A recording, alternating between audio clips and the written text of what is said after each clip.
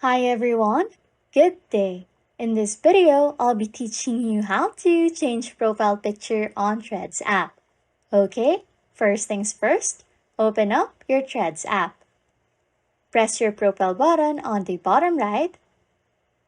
And now that you are here in your profile, what you want to do is to press the Edit Profile button.